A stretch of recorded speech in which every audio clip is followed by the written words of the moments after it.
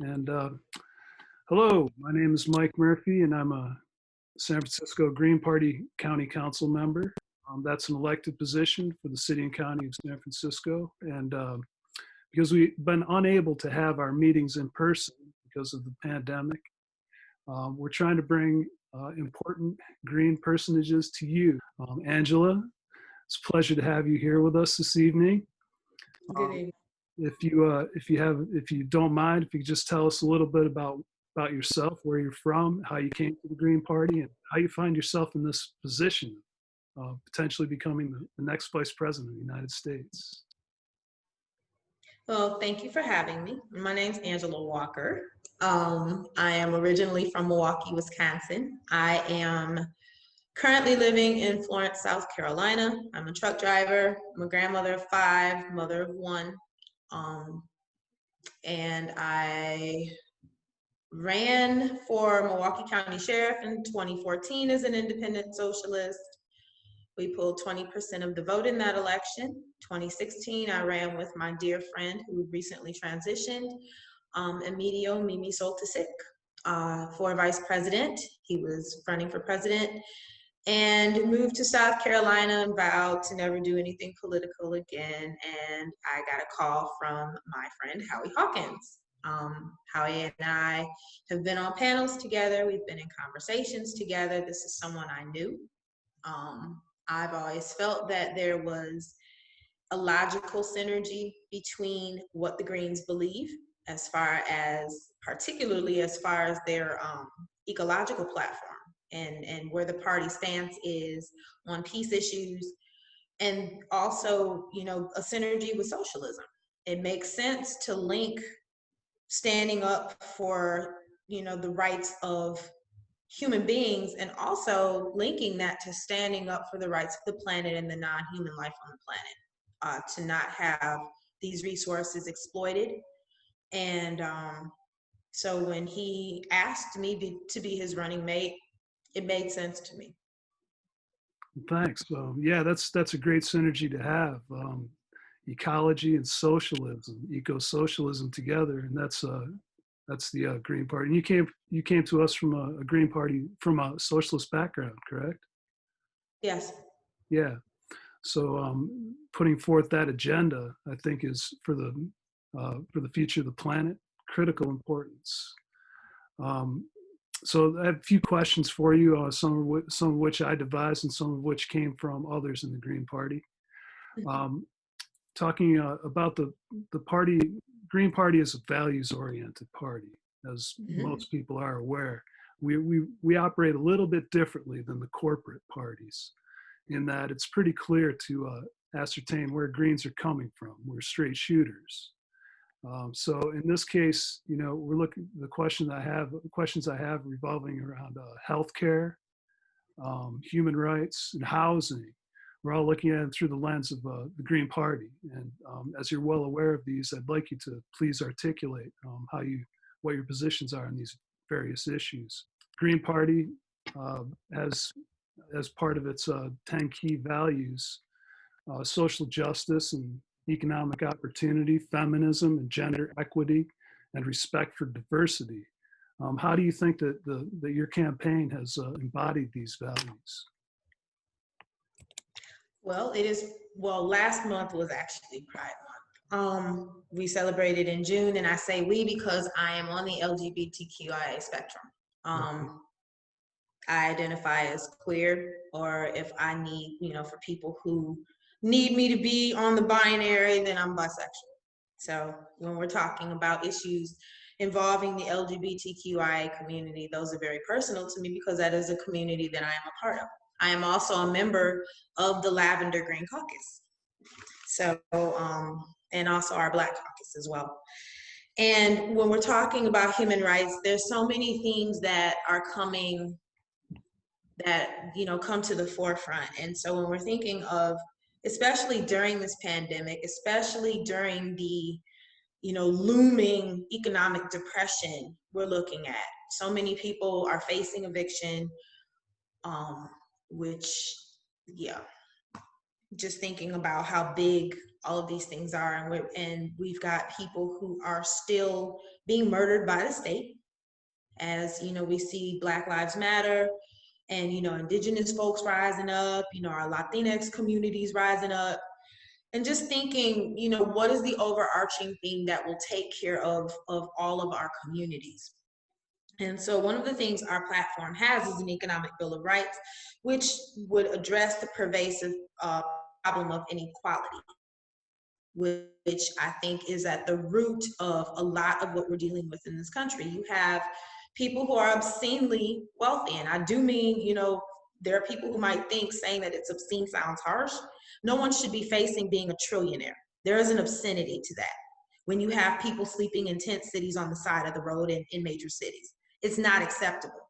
And so when we're talking about addressing the inequality and really leveling out the playing field, we need an economic bill of rights. And when I say that, we're talking about making it the responsibility of the federal government to guarantee multi-year, multi-trillion-dollar investment in infrastructure in our communities. These things are all available on our website, which is www.howiehawkins.us. Under there's policies, you know, we've got policy papers on there. And then there's, you know, under campaign updates, there's places where people can find deeper dives into this so they know what I'm talking about. But we're, you know, under an economic bill of rights, we're talking about a guaranteed income above poverty. We're talking about living wage jobs in the green sector, not just greenwashing, really green jobs. We're talking about Medicare for all, which I think is a centerpiece of our campaign because it's something that people across the country, you know, around class lines, the whole nine, this is something everybody wants. And so when we're talking about Medicare for all, you know, where our platform is, it is a community-controlled national health service. We're talking about lifelong free education from pre-K through college, lifelong free public education. A secure retirement with double Social Security benefits, because we know seniors who are on a fixed income are particularly vulnerable, you know, where there's no rent controls, and universal rent control is part of our program for housing. And so just thinking about protecting our seniors and making sure that they are living above the poverty level, that they, you know, are getting enough a month to be able to get the things that they need and take care of the things they need to take care of. So when we're talking about human rights, you know, one of the big things is leveling the economic playing field. So everyone has access to resources that they need to live, which is not what is happening right now. Yeah, the Green New Deal is really a comprehensive structural reform. And I think that's the difference between the real Green New Deal and the Democrat washed Green New Deal. I think one of the biggest challenges that the left, what's left of the left, actually faces is how to reconstruct the apparatus that government that currently exists. And I think that the Green New Deal is the way to go. And I'd encourage everyone to have a good look at it on both the Green Party US website and the Hawkins campaign website as well, to see how we all could benefit from having a green president as opposed to one of the other of the corporate parties in power. The human rights issues that we face on the streets of San Francisco, as well as all across the world now, especially in major cities, revolve around Black Lives Matter and defunding the police, especially in San Francisco. We're looking at, you know, the Green Party, one of the Green Party's planks, one of our key values is nonviolence. So that addresses that issue that we have of violence on the streets perpetrated by those in power, Yes. police especially, who have been referred to as the shock troops of gentrification. That's one way to alleviate some of that pain and misery. And I think that, you know, as you so well spoke, the Green Party Green New Deal addresses a lot of the inequities in wealth and disparity in wealth in our communities. Do you have anything else you'd like to add about what one particular have you been doing? I know it's difficult in the pandemic to be out there on the streets. It's a risk, and I applaud anyone who does it. What involvement have you had in the Black Lives Matter movement? Just supporting in various different ways. I mean, I have a lot of friends who have been, doing their thing in the streets, and just make sure that community orgs, when they make an ask, that, I can help with that. And just giving support in the ways that I can, being mindful of the fact that, I live in Florence, South Carolina. I'm not from here. So when people are moving around here, I don't know who's organizing, and I still work 10 to 12 hours a day. So there's also that. I'm still a truck driver. So just making sure that when I can offer help, it's usually financial, or making sure people are getting supplies, things like that, that I'm helping with that. Right. And I think it's important also to, when we're talking about defunding the police, I think people need to be clear on what that means. And one of the biggest pieces that people need to understand is that it's not just shrinking police budgets just for the sake of doing it. It's downsizing the police force, because if you look at most major municipalities, the police budget eats up the lion's share of that municipality's budget. I know for a fact that is true in Milwaukee. They get the lion's share of the budget. But if you think about what police actually are needed to do versus what they're doing. Violent crime is what, 5% of what they're called to? The rest are things that you don't necessarily need to send a cop to. And what I'm thinking of are issues where someone is having a mental health episode. They need a counselor. They don't need an armed cop. We had a young man murdered in Madison, Wisconsin, who was having a mental episode. And I mean, this is something that is repeated around the country. And so when we're saying defund the police, it is taking money from that police, those budgets, downsizing those budgets, and then reallocating the funding towards the resources that communities need, like counselors, like social workers, like substance use, folks to help around substance use. And so, I think it's just really important to lift that up so people know, because there's a lot of uncertainty around when you say defund the police. People get a little nervous. And so it's just downsizing the forces. So we're actually having the police that are there. You're able to root out the racists. You're able to root out the sadists.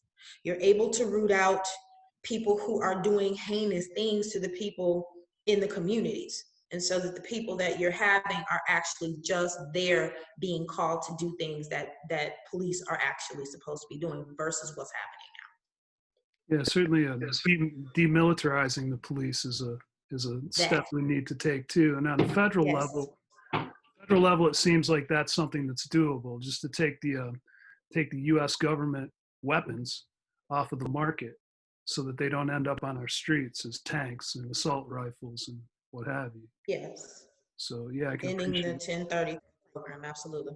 Yeah. Other questions that we had regarding human rights. We have actually healthcare, which is a human right. Should be a human right. No, it is a human right. Should be considered a human right. As a guy who is a nurse practitioner, as a wife, I know these things, and she's on the front lines. She and her colleagues, luckily, are somewhat enabled here in San Francisco because we do have a baby step toward Medicare for all here. Where there are no copays, no out-of-pocket expenses for medical visits for those who don't have the financial resources to pay. Could you talk to us a little bit about how that universal single-payer healthcare is part of the platform and part of the campaign strategy? It absolutely is, and that is a very, very big part of our platform. When we're talking about Medicare for all, I think, like you alluded to before, that what we're offering under a full strength, which is how he calls it, the full strength New Deal, Green New Deal versus, the Democrat diluted one, is that at the center of it, this is community controlled.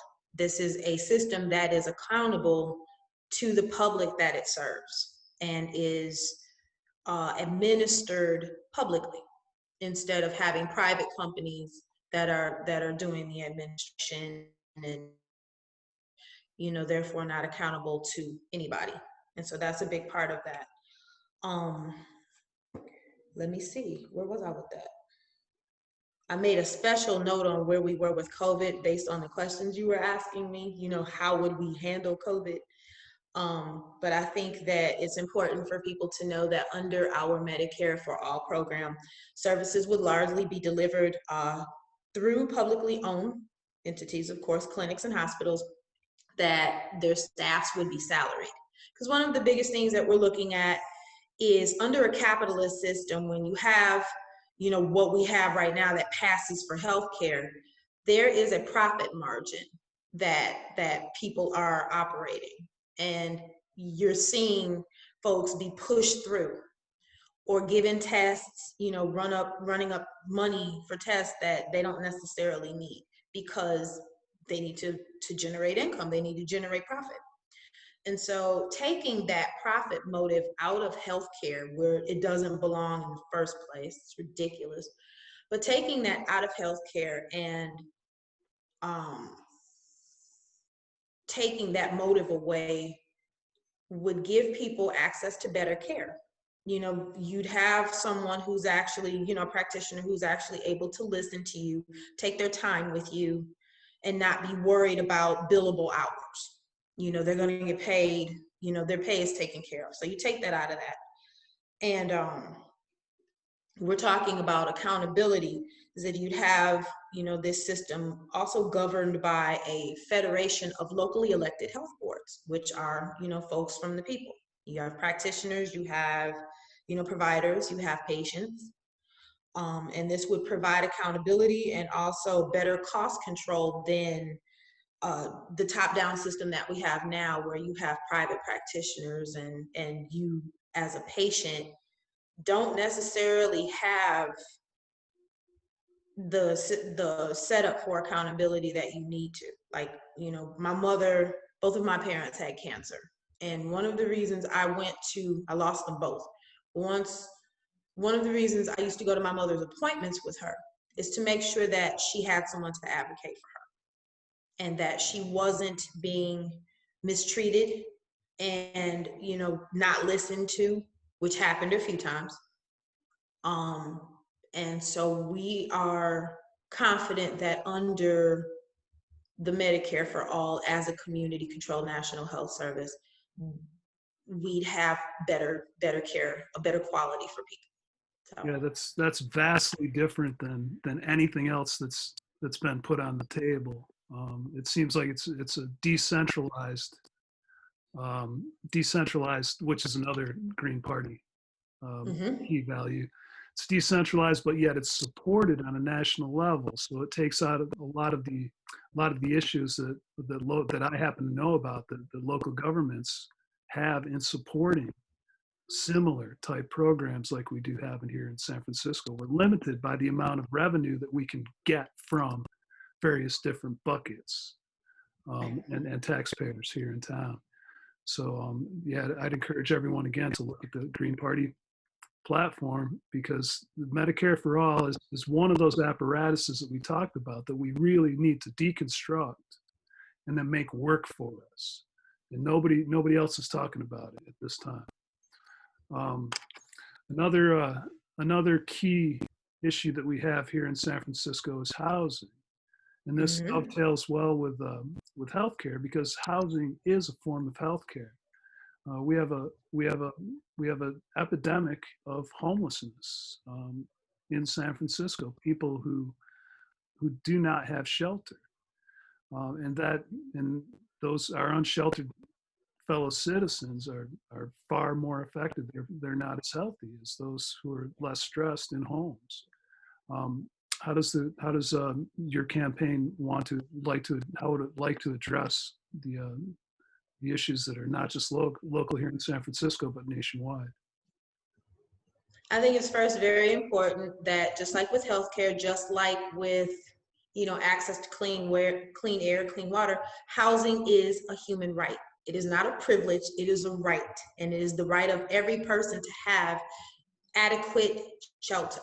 You know, somewhere clean, somewhere decent, somewhere that is not tumbling around and unhealthy and have mold and all of those things. Safe and healthy housing is what I usually call it. And our campaign understands that housing is a human right. Our administration would implement our policy of homes for all and walkable communities, which I particularly get excited about because I'm a public transit person. And I love the idea of communities that are connected to multimodal public transit where folks do not have to have cars. I've always loved that. I think the idea is extremely sexy. And you know, the images of these places in my head that pops up is just awesome. So, you know, walkable communities that are diverse, that are accessible when we're talking about our community with disabilities. Integrative, so you're not having people who are stigmatized, like, you know, folks who have disabilities or folks who may not be particularly affluent. It's all mixed, like you find in places in Europe, and it's all public housing. And so you're having, you know, you're not isolating people according to the caste system that we have currently operating in the country. Everyone lives in public housing, and it's completely integrative. In walkable communities, there's universal rent control in place, so folks are not, you know, doing what I'm seeing in, you know, I saw in Brooklyn a few years back, and things that are happening in Milwaukee. You know how gentrification works. You do repairs, and then you raise the rents according to those repairs, and not it's your excuse to push people out. We can't do that. And so that's not acceptable. And so we're implementing universal rent control program. This is in our eco-socialist Green New Deal, as you mentioned. And just thinking about gentrification, that our housing our plan sidesteps the nonprofit industrial complex, which is a question that you asked me about, by being community controlled. And so, you know, it's not being co-opted by folks coming in with developers, you know, saying one thing and doing another. This actually, like most of our platform, belongs to the people that are living in it. Yeah, the issue that we have locally with the nonprofit industrial complex is that they're fully embedded within the democratic machine that we have here in the city. So when we get candidates, when we get politicians who are forward thinking, who understand how gentrification works, who understand that it's merely a way of replacing people in their hopes and dreams vested in the community with somebody who makes more money and bringing more revenue to the city.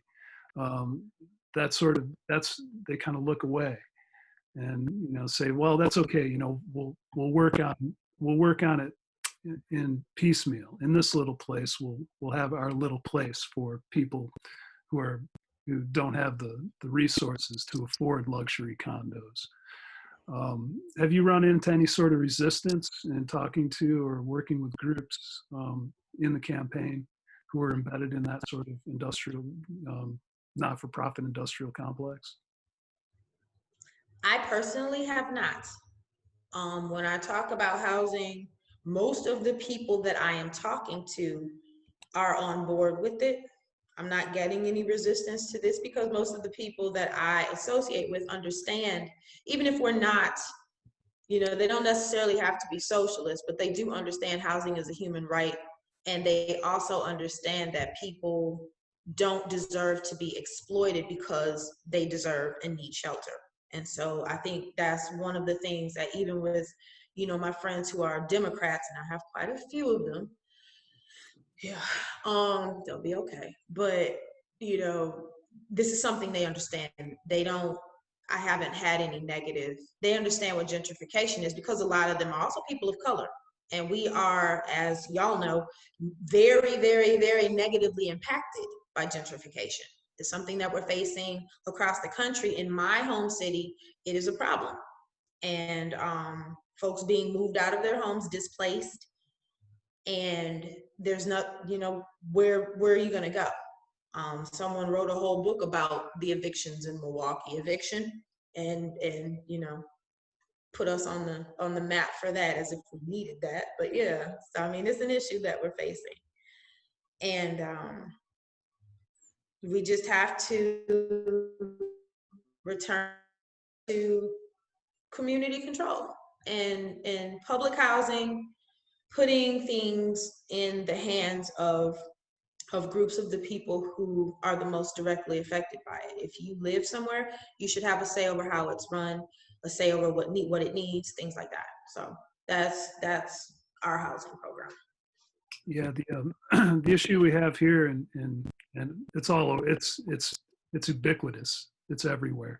Is the financialization of the real estate market through what's referred to as the FIRE sector. It's finance, it's insurance, and real estate. They're working hand in hand in our asset-based economy to consume all of the assets that we have. And you pointed just a moment ago to the coming problem we're going to have with, similar to what we experienced in 2008, 2009 with mass evictions and foreclosures.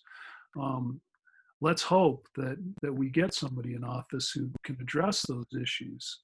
Otherwise, we're looking at more than 5.1 million people evicted from their homes out on the streets looking for another place to live. Because it's my feeling that it's a cycle repeating, and we need to short circuit it and interrupt it. Yes. So explain to me how the campaign would fund those sorts of, and you say you'd rather it be under public control. How would you mandate that at a national level? Well, one of the things that is part of our platform when you go further down into it is the privatization, well, not privatization, excuse me, socialization of the banks.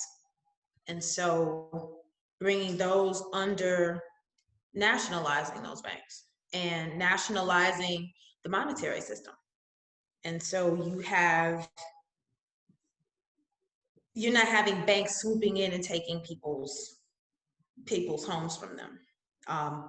Those banks, and I know people will probably like get tired of me saying it, but literally it's community control. You're taking the banks and out of private control and making them public, and putting them in the hands of the people who they are serving, and bringing that into much better option than the one we have right now, which is where you take the bankster who is in control of the seizure of everyone's assets and make him Secretary of the Treasury, which is what's happened now.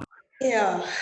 A little bit. And then he doesn't have to explain what he does with $5 million of public money. Right. Yeah. And there's no one to hold him accountable. And so this is, we're talking about the socialization of banks, the nationalization of the money system, and also under our platform, when we're talking about, particularly during this pandemic, when we're talking about the looming crisis, which I hope something happens to cut that off, because this is unacceptable. But we would call a moratorium on rents, moratorium on evictions, moratorium on utility shutoffs, and also make provisions from the nationally. The federal government would come in and pay landlords, folks who are being rented from, and small businesses, to keep them going, so that we're not kicking the can down the road with these moratoriums, but they're actually getting their money. And so you're not creating the negative domino effect that will happen if they're not getting paid either. And so we're not destabilizing the economy. Make sure that they get paid, so that they're not leaning on their tenants to pay at a time when so many people are not working. But of course, under our administration, people would be receiving particularly during COVID, $2,000 a month for every adult, $500 a month for every child, a guaranteed income above poverty to keep people from having to be forced out into dangerous work situations. And so I think it's involving the banks and making sure that you're not having them swooping in and taking people's homes from them, but also making sure that people are supported while we're going through this, that they have the finances that they need to keep going. Yeah, it's part of the social contract. The social contract that the Democrats and Republicans have been busy breaking and ignoring for decades now, till we're at the point that we're at now, it seems. Um, a lot of the issues that the Green Party candidates, such as yourself, face is recognition and grassroots um, movement building. Um, so, on a local level here in San Francisco, we try to, as best we can, support candidates for local office, and up the line too, on the state level and also the national level. So how is your and I believe that you're working on. I know that Howie Hawkins has worked quite hard in making sure that people know that the Green Party is out there, that we are still Yes. here. And how's it been going for you in terms of party building and supporting local candidates? A lot of people, I know I was just recently introduced to an individual who is in Columbia, a Green that is running for office or is holding office. And so making that connection and also just talking to people about the fact that we exist and what we're about. And you'd be surprised how many people who have never thought of embracing the things that the Green Party is known for. Because, let's just face it, a lot of people associate the Green Party with hippie white folks. Let's just be honest about that.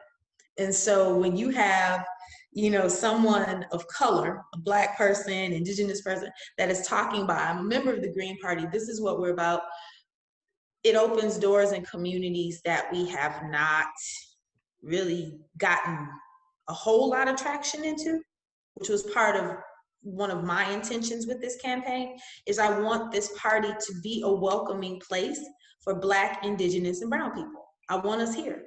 I want people in the LGBTQIA community to feel comfortable here, and not just to come to the party, but also to stay and find their niche, whatever that is, because this is a party that offers something for everybody.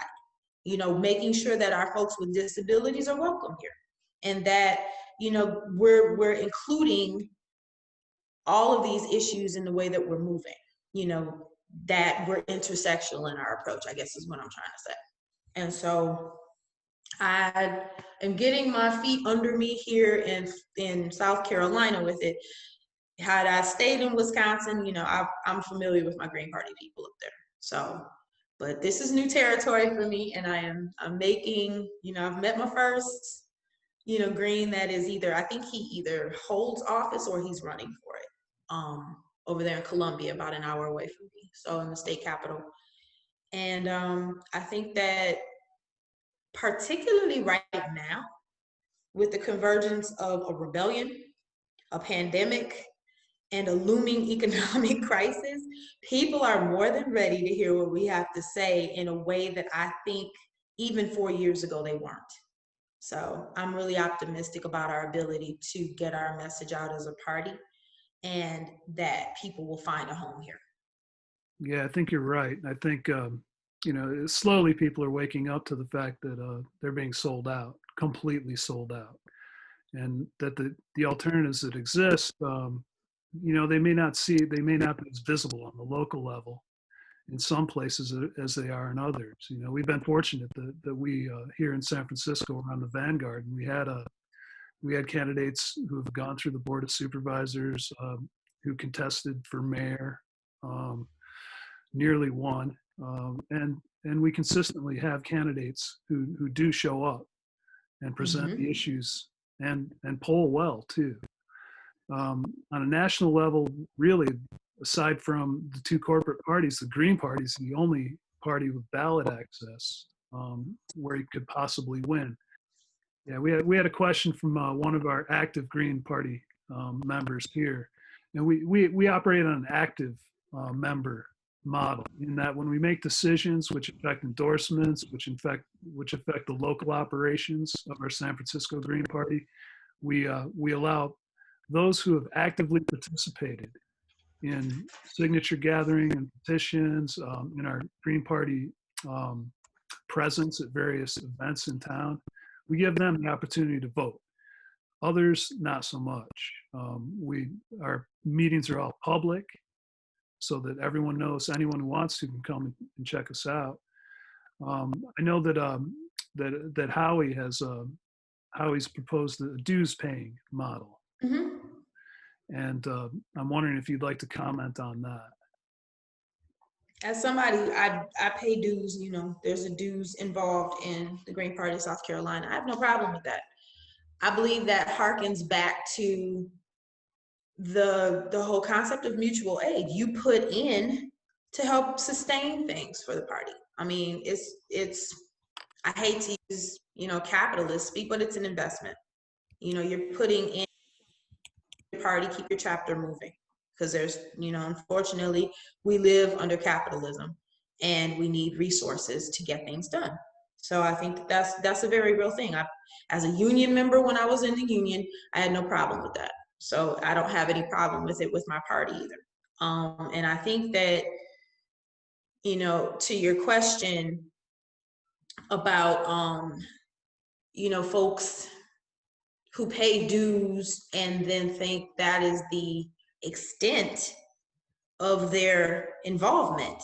And I know that that is something that happens because I saw it in my union. I saw it in other unions. Folks felt like, I'm paying dues. What do I have to help you? What do I need to show up to this mobilization for? What do I need to circulate petitions for? What do I need to, jam this public meeting for? And so people, I think, have to understand that active membership is a requirement. We need, if this party is to grow and this party is to thrive and this party is to become a major party, we have to be actively involved. And, paying dues is only one part of it. That helps keep things going. But our presence, our activity, we are the ones that make the party. And so I think that it's very important that people are active members. And I mean, I'm an introvert. So I don't say that lightly. I know it's hard to tell, but I really am. I don't enjoy all of this exposure at all, but it's necessary. And I have no problem doing what I'm called to do. I believe in it with my whole soul. But when I say, when I say that to say what I'm encouraging people to get active in whatever capacity that they're able to within their parties, I don't say it lightly because it's something I tell myself too. Yeah, you're definitely paying people dues. Person, but show up and help. Yeah, you're definitely paying dues as a candidate for vice president. I think your dues are paid in advance. You're paying it forward. The issue that we had that some were talking about here was those who do pay dues in a dues paying structure, they often feel like they have more currency in making decisions.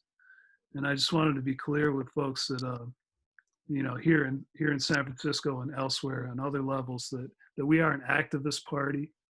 That, as you said, participation is, democracy is not it's not a spectator sport. So you can't just throw a bucket of money at somebody and walk away.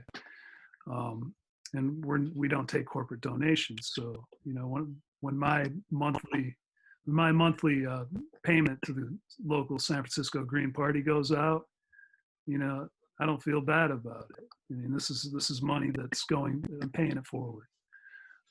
So I appreciate that answer because here on the local level, we have We have another a Democratic Socialist organization chapter that's very active here in the city. And the feeling is that they've been co-opted by, of course, the Democratic establishment. Unsurprising.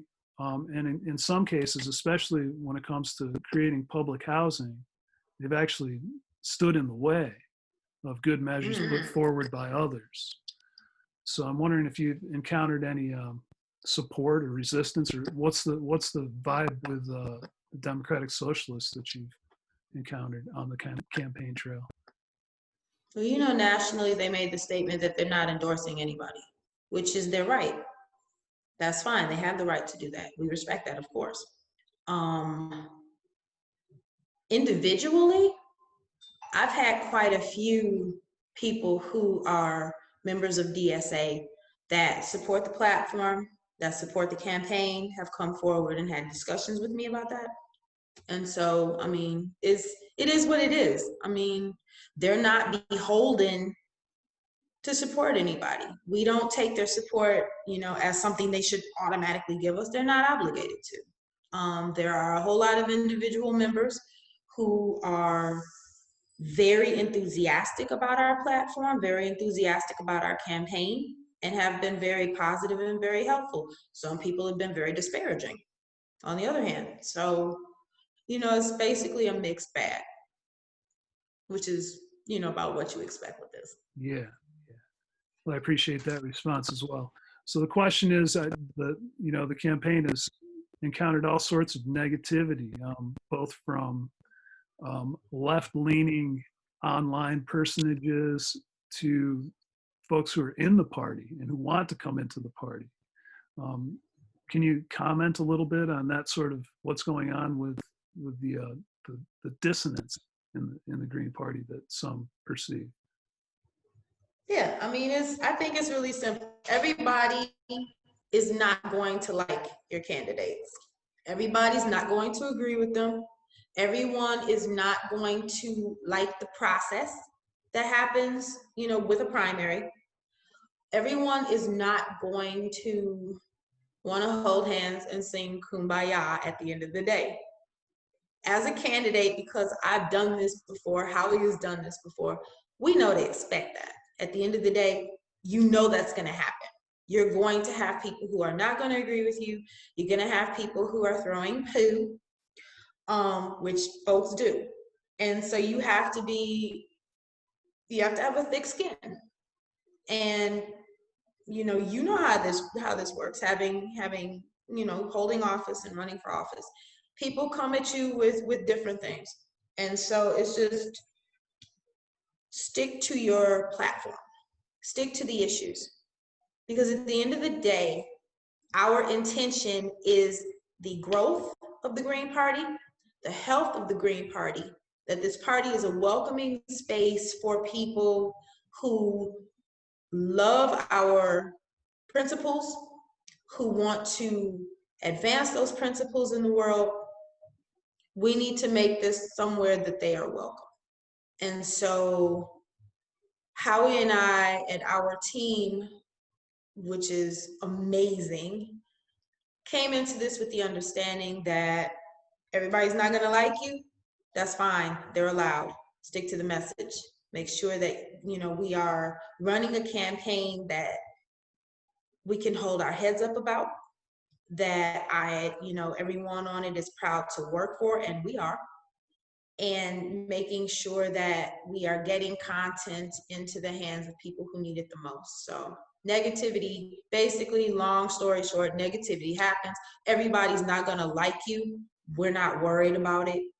Frankly, we don't expect to be buddies with everybody, but we do expect to run our campaign in a way that we are proud of, that we can hold our heads up about, and that gives people the information about our campaign and also our party that they need. Well, I for one, am grateful, really grateful for what you are doing and what Howie's doing. And at some point we should get wins. This would be an opportune time for people and the planet if we got that win. So I want to thank you again for taking the time out of your busy schedule to come out and and visit with us this evening. I thank y'all for having me. I really appreciate it.